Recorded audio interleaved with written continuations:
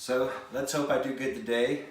When talking about this, it works a whole lot better for me, or I've done better in the past talking about this in person. So hopefully you can see the whiteboard behind me. I got my first certification, I don't know, somewhere around 2006, 2005. And this is my tore up book. I've read that like 8 times. And I put this into practice. So let me grab my pens. So this is how to maximize your fat loss.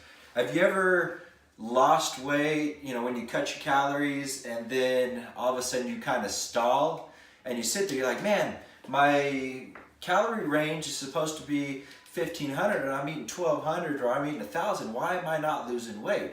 Well, there's kind of, the way our bodies was created is amazing, where our body adjusts to things. So we don't, we go into starvation mode and our metabolism adjusts in different ways. Now you can boost that up with exercise and stuff like that, but today we're not really talking about that. We're just talking about nutrition, basically. So let's say a basic person, 150 pounds, their baseline metabolic rate is 1,200. And then you add in activity levels and all that kind of stuff, which can range from person to person.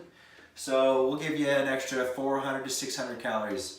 So we're going to start off with somebody eating 2,000 calories. And some people eat a lot more, some people eat less. But that is going to be a little higher than what you're losing. So let's take the green marker. Day 1, you decide, hey, I'm going to go on a diet. I'm going to cut my calories by 500 calories. So, boom, you drop down your eating down to 1,500 calories. And then you're going along there. So what your body does at that point is, what you're burning is first less than what you're eating. And then it comes down here. So you're eating less than you're burning because you cut your calories. But it comes down. We're going to say that this is 3 weeks.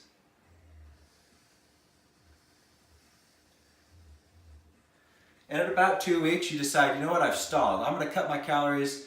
I was originally at 2,000, but I'm going to cut them down to, I first cut them to 1,500 and I'm stalled. Now I'm going to cut them down to 1,000.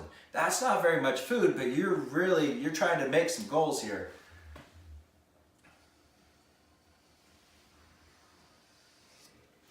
So you've got this fat loss and your metabolism's kind of adjusting down with you. You're burning more than you're eating, but your metabolism is adjusting along with you. Now, like I said a little bit ago, you can boost up your calorie burn with exercise and stuff like that, and then different things that you eat will burn calories. But let's jump over to a ZigZag approach.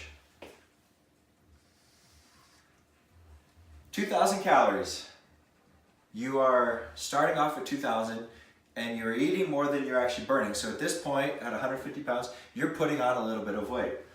We drop you down to 1,500 calories. And your body is going to adjust down the same as a normal basic diet. But with the ZigZag,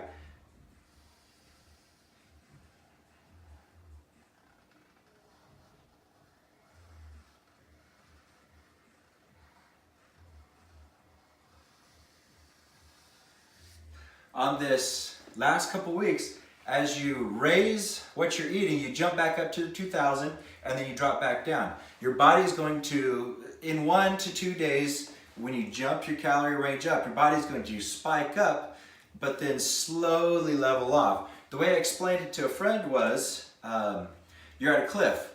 You're going to jump off with what you're eating, but your metabolism is going to taper off going down the ramp. And that happens no matter what diet that you eat. It tapers down and to adjust, just the way our bodies were created. So after the first 3 weeks, basic diet, you're all the way down to 1,000 calories. With the ZigZag, we're at 1,500 calories. Now we can continue along there.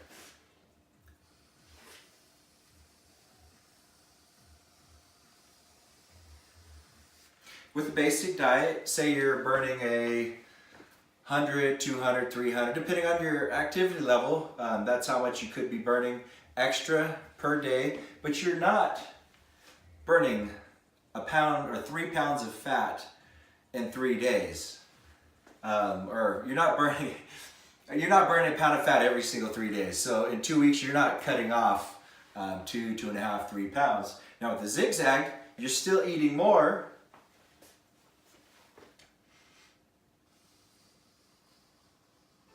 So say with the ZigZag, we're eating 1,500 rather than the 1,000.